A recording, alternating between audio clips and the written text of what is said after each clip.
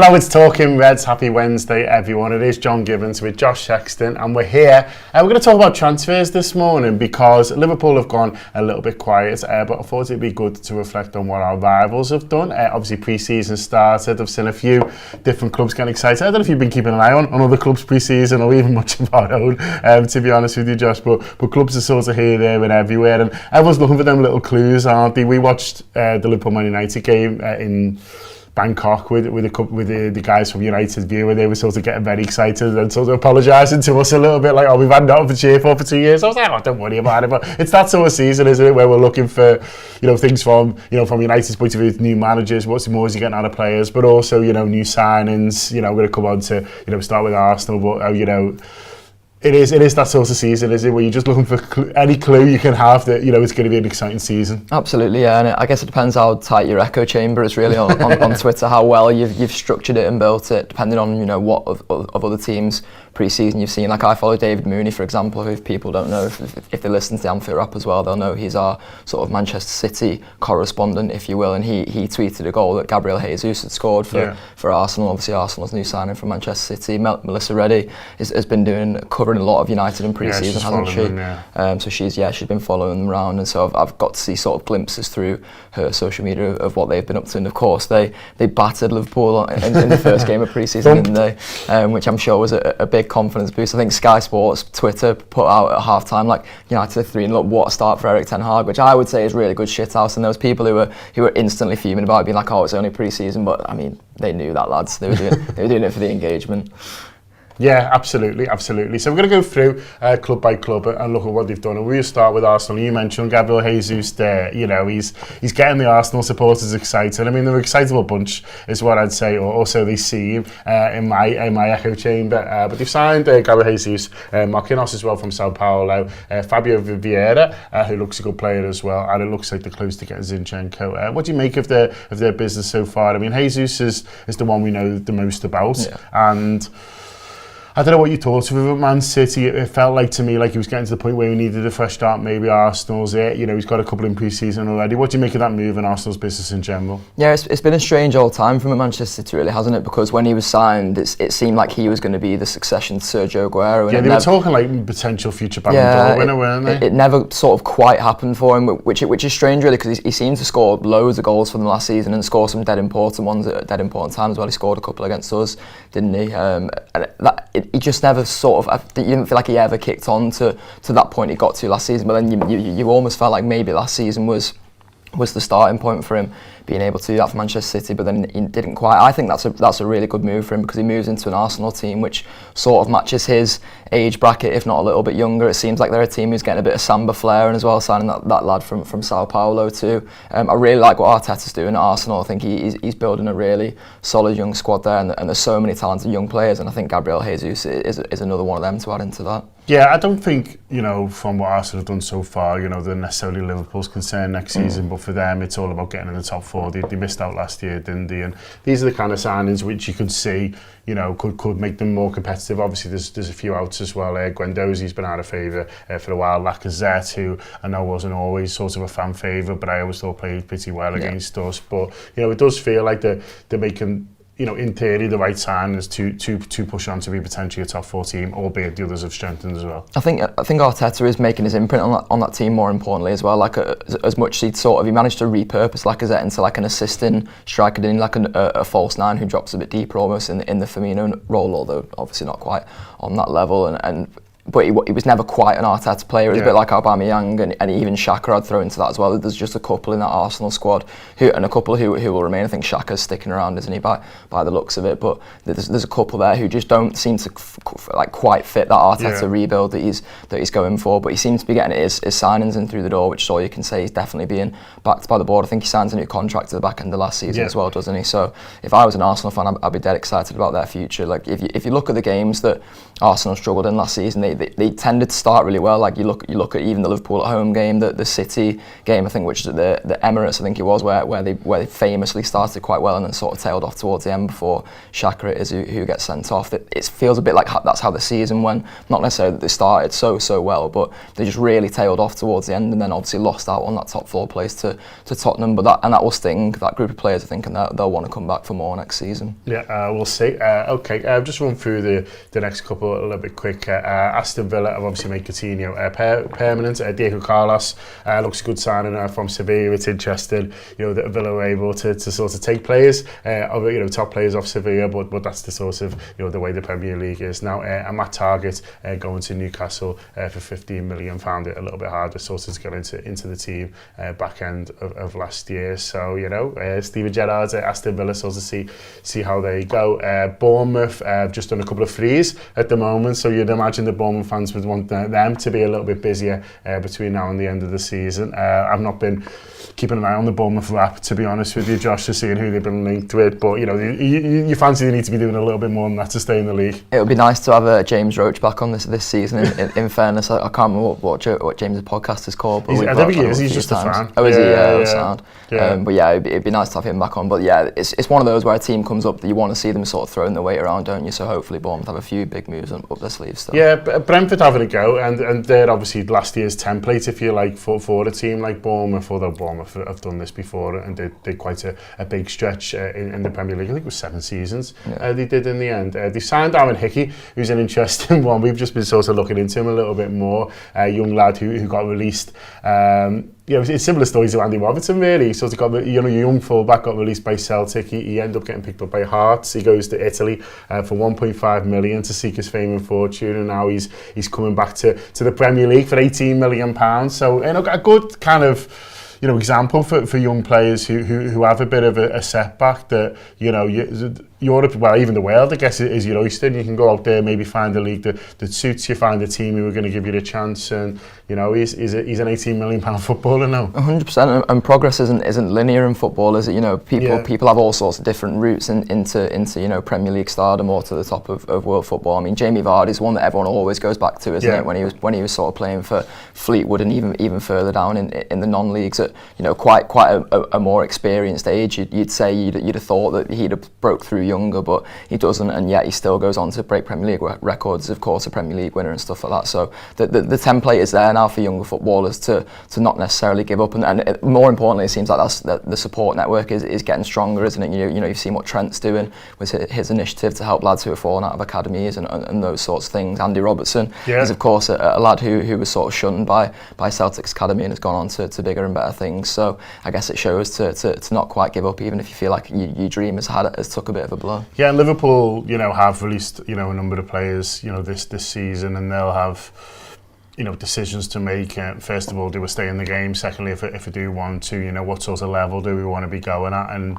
we always think of it as the English pyramid, isn't it? Do you want to go to a Championship club or League One club perhaps and be struggling for a place, or do you drop down further where you're sort of more likely to play? But the idea of, I'll go over to Europe and see how I get on there, it's becoming more and more, I think, an option for young players, and in this case, although we signed from Hearts, a good one. 100%, and Liverpool have sort of got the benefit of building up good relationships with other clubs as well. So you've seen a few lads who've been released in recent years. I think Liam Coyle was released, wasn't he? And then went on to Accrington. Yeah, just signed a new two-year contract. So congratulations, Coyle. Sean Wilson is one who's been released this summer, who there's not been really any noise around it as to what he's going to do next. But as I say, Liverpool have got that sort of relationship with a few clubs now who, if Liverpool can put in a good word, hopefully it can fall into the arms of another Football League club. Elijah Dixon-Bonner is one who sort of took control of his own future by the sounds of it, didn't he? It sounded like Liverpool had offered him a 1-year deal, but he thinks that he can play first team football or get a bit close to first team football elsewhere, and that I think is fair enough, because he's older than Curtis Jones, which I think is something that people probably don't realise. So I think it's probably time for him to go and make sure he's on Curtis's level at another club. It sounded like Watford were one of the teams that were in for him, so it'd be interesting to see where he ends up. But yeah, as you say, there's a few that Liverpool have released, and you hope that Liverpool are doing a bit of aftercare and all that as well. I presume they would be, because they seem to have got better with all that sort of stuff down the years anyway. Absolutely, and good luck to Elijah Dixon-Bonner. He's a good lad. Hopefully he does well. Other Brentford signings, Keane Lewis-Potter, who's a really good player from Hull. Hull have obviously had sort of financial issues and stuff like that, but can't turn down £20 million even for a star player like that. So interested to see how he does. And then Max Dickoff from Stockport Town, who you assure me is Paul's lad. He is Paul's lad, yeah, actual Paul's lad. He's a Wilmslow boy like me as well, so best of luck to him. Although he comes from a Stockport Town, isn't it? Not necessarily Stockport County. I don't know if they're two different teams or whether that's a different thing. But I'm obviously a Macclesfield Town fan or a Macclesfield FC fan as it is now. So other side of the divide from me. Absolutely, absolutely loads go. Brentford as well, which is interesting. Brighton only one big signing so far. Julio Enkiso. Do apologise. I'm certainly not saying that the team he plays for. Not having to go with that. I'm surprised you even went for the name. Julio it is. Big Julio they've got. See how he gets on. Obviously Basuma moved on to Tottenham, but we'll talk about that in a minute. Chelsea's an interesting one. Some big ins and outs. In terms of outs, Christensen's gone, Rudiger's gone, so two centre halves who've played quite a lot of games for them over the last few seasons. Obviously Lukaku going out on loan as well, but they've got Koulibaly in, who everyone's sort of been linked with, everyone's had a look at, and has finally sort of ended up at Chelsea for a relatively low fee, although I think he's on decent whack. And then Raheem Sterling, which is a dead interesting one as well. I mean, they've had an interesting summer generally. Chelsea, I think they've obviously got this new owner who's made himself sporting director. Wow. And he's having a bit of fun. But couple of big players in there. 100%, yeah, and a couple of players who, and Raheem Sterling in particular, who may feel like he has a point to prove. I think there's some people who've sort of questioned that move from Sterling's perspective because they see it as a step down for Manchester City, who are obviously challenging for trophies every year, and Chelsea haven't sort of quite been on that level of challenging for Premier Leagues. At least they've obviously been in sort of cup finals and won Champions Leagues and things of that ilk. I wonder whether for Raheem Sterling it's a case of wanting to play on the left hand side of a front three a bit more. I think that was one of the things that seemed to frustrate him about his time with Pep Guardiola, but also in the England setup as well, is that he seems to be the one who's sort of chopped and changed and seen as versatile. But you've seen it even when James Milner first moved to Liverpool, and I know that move has not necessarily paid off in terms of wanting to just play regular football in centre midfield, but you can see how a player can just become frustrated with not being able to play in the natural position. And Koulibaly is a good signing really, because losing Rudiger felt like a huge blow to Chelsea. They needed to go out and sign another sort of commanding centre half, someone with experience. And as you say, Koulibaly is someone who's been on the names of big clubs' lips or on their transfer list anyway for years and years now. So hopefully he will be a good addition to the Premier League. I think they're still trying to do a little bit Chelsea, but sort of based on that, do you see them as a potential rival for Liverpool this season, or I kind of suspected they still might be a year away? Yeah, I think probably a year or two away. It's always tough really, because I think that one of the things that gets lost amid all the sort of transfer chat is the idea of continuity, and that's something that Jurgen Klopp and Liverpool seem to have stressed loads and loads down the years, is that idea of continuity and making changes sort of incrementally. I think Jurgen Klopp was even talking about it in his interview with Neil for the Anfield Wrap when you were over in Thailand, was that idea of not just making one big sort of swashbuckling change throughout the club. And I think you've seen a few clubs this season now. Manchester City seem to be sort of teetering on that as well, who are just going big on changes, and I sort of believe that that will benefit Liverpool, because Liverpool have that continuity. Yeah, they've lost Sadio Mane and they've brought in Darwin Núñez, but that really is only one body change, if you will, whereas Chelsea, City and a few others have had to go out and make big change, so it'll be interesting to see. Yeah, I'll just bring in a few comments here, just have a little bit of a pause. Mark Swain saying Gabriel Jesus could be the signing of the summer. We'll see. He certainly seems to have started well, like I says, and got Arsenal fans very excited about his movement and his touch and his finishing. Patrick Westmore says, good to see John on LFC Press Box. I enjoyed it.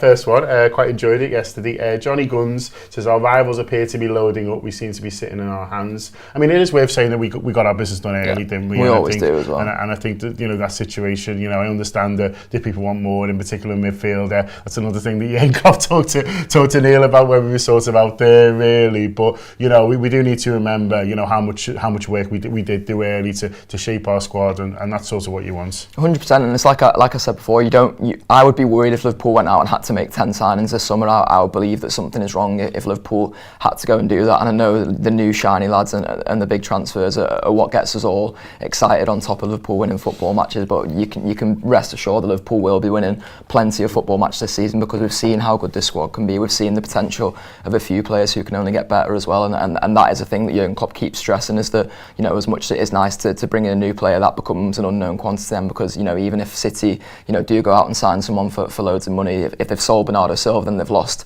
you know, a stalwart of that City squad for sort of years and years, and I would personally, you know, rather have kept Jordan Henderson around, for example, than lose him and have to bring somebody in. Yeah, that's it. Continuity is a positive thing, especially in this Liverpool squad and the culture that we have built. Crystal Palace have signed another Decore. Another Decore comes to the Premier League, let loads go, including Martin Kelly. Good on Martin. I wonder what he's up to. We'll go on to Everton, which is an interesting one. Absolutely loads about some big players sort of released on who were on big money. Andy Lonergan there, Champions League winner. Let's get him back. Bring him back home. Jojo Kenny's an interesting one who you know, you talked before about taking control of their own destiny. He got offered the new deal and has decided to move on and make things happen, and has gone to Hertha Berlin. So it's bringing all the themes back together here. He's coming over to Germany. Brentford are going to buy him for 18 million in 2 years. Watch this space. McAllison's gone, which I think is really big for them. I've seen a lot of talk, Josh, about £60 million is it too much. I've seen Tottenham fans talking about it, saying maybe they feel that although he's a decent player, they could have got sort of better value. I think he's a huge miss for them, because whenever I watched Everton last season, which was a lot towards the end of the season when we were all getting a bit excited, he seemed like their only spark to me, and it was on him to make things happen, and so often he did. And you know, I think they're really going to miss him, especially if, you know, they've only got Tarkowski in, which is a free so far. So unless they've got something up the sleeve as another forward option, I think they're really going to miss him. Yeah, well, I think they're a club who sort of seem in financial bother. If not now, then at least it's sort of in the post for them, isn't it? So yeah. I do wonder whether that Richarlison money sort of gets sunk somewhere else into the club. And I think it's been swallowed. Yeah, I think I'd feel bad for Everton fans in that respect, because he is a huge player for them. He seemed like he sort of embodied the spirit of that Everton support towards the end of the season, didn't he? In terms of, you know, making sure they were really up for the fight in games and making sure they were really scrapping against that relegation. I know there was a couple of players there who definitely wouldn't want to have been relegated, you know, from a personal perspective, but also from a team perspective. But I feel like Richarlison took a lot of that responsibility on himself to make sure that didn't happen, and of course it didn't in the end. And he will go with their best wishes, I imagine. But yeah, he's a huge miss for them next season. Yeah, Everton at the start of the pre-season, I saw a lot of Blues on my timeline getting excited about a Tarkowski tackle, which was a very Evertonian thing. Arsenal fans are getting excited about Jesus goals. There's some dead interesting ones who've snuck out the back door there, by the way. Cenk Tosun has finally gone back to Turkey. Fabian Delph was someone who'd like really fallen out of favour with Everton fans. I think because he basically congratulated James Milner for winning the league, which, I mean, says a lot, doesn't it? Okay, Fulham, who were our opponents, first game of the season, of course, have signed Andres Pereira for £10 million. Raul Paulino for Sporting Lisbon. You'd fancy they'd want to do a little bit more between now and the start of the season as well. A few gone out in terms of, you know, decent first team players. Jean-Michel Seri, who was a big money signing on a lot of money, didn't work out at all. And Timmy Abraham, which sounds like a Pro Evo fake name. Timmy Abraham has many goals, and he's going to go and score them at a Stole Parade. So there we are. Good luck to him. Absolutely loads out for Fulham. Leeds have spent loads of money. I'll go through them quickly. Tyler Adams from RB Leipzig for 20 million. Brendan Hamilton from RB Salzburg for 25 million. Darko Giabi from Man City for 5. Christensen from Red Bull Salzburg for 10 million. Marco Rocca, Bayern Munich, 10 million. Sinestia, Feyenoord, 25. It's over £100 million spend. Now, they've obviously got that back in from Rafinha and Calvin Phillips, but it's interesting that they've spread that 100 million over a number of positions. He's using the manager of his Red Bull, you know, Red Bull links and stuff like that.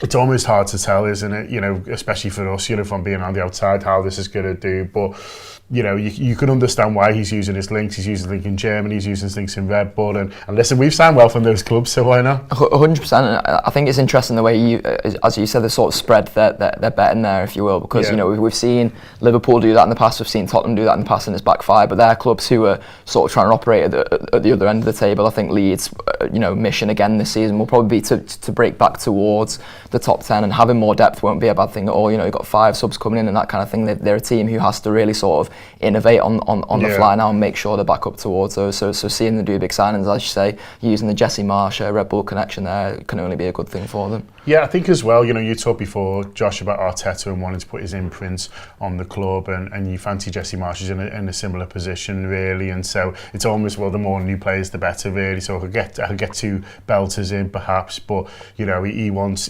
his style of players, really, so he's almost better, I think, spending it on 4 or 5, even if the quality is slightly lower, but the guys are more likely to do in that position what he needs from them. Yeah, it was interesting their finish to the season, Leeds, because it was dead unorthodox in terms of, you know, usually when they sack a manager and things are looking like they're only heading one way, you bring a new manager in and it gives that instant new manager bounce. But it felt like for Jesse Marsh, it was almost like the bounce came later on. Like when he first came in, you saw a few change in the sort of style of football, and you saw that he was getting his imprint in that squad, but the results weren't there, you know, first and foremost. They sort of came a bit later on, and they managed to sort of stay up on the last day in dramatic fashion. So I'll be interested to see how much more, you know, as you say, now he's got his players in, how much more his imprint comes on that squad this season.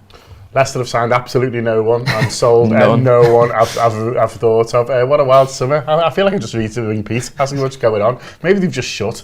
It is hot to be fair. So or maybe just gone off on holiday. Maybe they've just shut. The Reds, we all know about the Reds. There is another episode today of Talking Transfers where we're going to be speaking to Paul Gorst about finding out if there's anything going on in terms of ins, but also the latest on outs, because there's a little bit more movement on outs. Ben Davies being the latest. And I know you got Ben Davies on the back of your new Liverpool kit, so that must be a real blow. Yeah, it was heartbreaking. I'm obviously one of the only people in the world to have seen Ben Davies play actual IRL football for Liverpool, so I felt like I was right to have him on the back of my shirt at the time. I don't know what I'm going to do about the tattoo, because that's only half done at the moment, so I'm going to have to, any tattoo removal artist, let me know.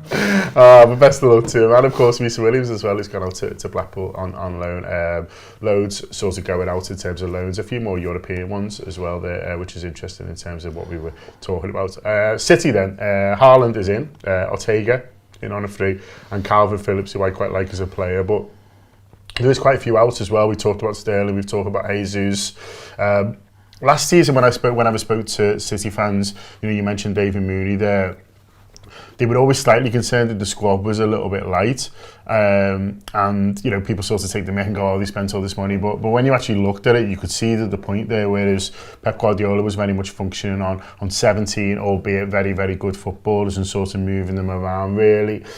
It doesn't feel to me like that's changed, really. If anything, you know, they're very much putting their eggs in the Haaland basket. Yeah, absolutely. It feels like they've gone sort of top end in terms of talent, which is an interesting move. I know Neil wrote something about this for one of his newsletters this summer, about the idea that, you know, generally Guardiola's function with sort of bigger squads, particularly during his time at Manchester City, and he's almost reversed that now, and Klopp has operated with smaller squads, and he's sort of reversed. I'll be interested to see how that works for City this season in terms of, you know, having another smaller squad, particularly because of what I was saying before about them losing that identity. Like if they go on to lose Bernardo Silva now, you'd sort of think that sure, they've got something big coming up the sleeves. There seems like a few players who are sort of itching to make a move away from Manchester City now, because they've been a part of those bigger squads down the years and have felt like they're maybe not the main man and they can go somewhere else and be the main man. So I think it's a dead interesting season coming up for City, where I think you could see a lot more sort of ups and downs than they've probably had over the past few years, where they've been so consistent, and that can only be a benefit to Liverpool, really.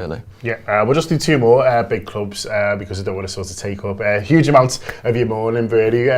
We'll do United and Spurs to sort of finish off, really. United only got a couple in at the moment, but a couple more sort of look close. Christian Eriksen finally confirmed. It was confirmed sort of with Brentford, and Tyrell Malacia from Feyenoord. It looks like they're getting this short centre half from Ajax as well, that sort of everyone's talking about, and then there's obviously the ongoing De Jong saga. Quite a few outs as well. Pogba, Mata, Lingard's gone, Cavani's gone, Matic. So there's quite a few players who have played a number of games. So there's obviously the ongoing Ronaldo saga as well. What have you made of their business so far this summer and their activity generally? You know, the manager, you know, has come in. You know, people getting excited about these pre-season performances. But what have you made of the business so far? I think it shows that they're in full rebuild mode, doesn't it? I don't necessarily understand the Eriksen sign. I'm sort of waiting to see how that works in terms of, I don't think it fits the timeline of their rebuild, I don't really see where he fits into their squad either. But Malacia and De Jong, if they go on to sign De Jong, of course,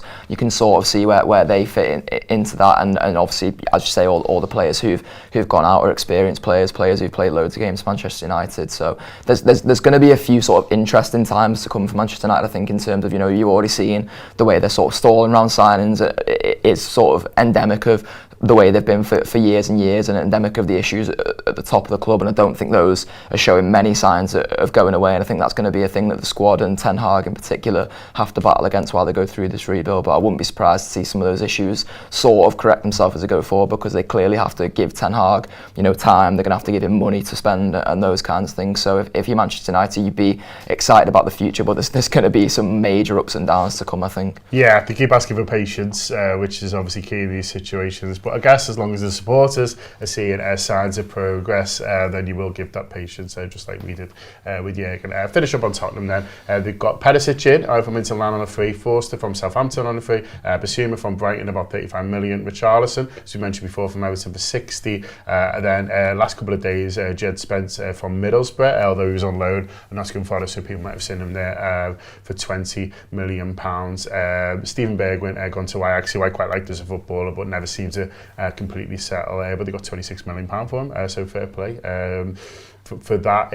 I've seen a lot of people praising Spurs as summer activity, and I can understand it, Josh, because they're all sorts of good players that they've got in here, but I'm not quite sure that they're the players who are going to shoot them up another level. I don't know what you think. Yeah, I'm the same. Like I keep using this as an example on shows, the idea that, as I mentioned before, if Liverpool were going into the summer and needed to sign 10 players, I would be worried. And I saw someone tweet, I can't remember for the life of me who it was, but someone tweeted earlier in the summer being like, oh, the business that Spurs are doing is scary, and it was someone connected to Liverpool as well, and I was thinking, what are you scared of? Yeah, like what are you, like which of those signings scares you in terms of, as you say, pushing Spurs onto that next level? Because there's a massive gulf between Liverpool and Spurs last season. If not on the pitch when they're playing each other, certainly in terms of the table and in terms of competing for trophies and that kind of thing. And I don't think any of those signings push Spurs onto more. And maybe that will get clipped, and when Spurs go and win the quadruple next season, I'll be looking like a fool. But I don't imagine that will be the case. I think Spurs have signed all those signings because they still feel like they need to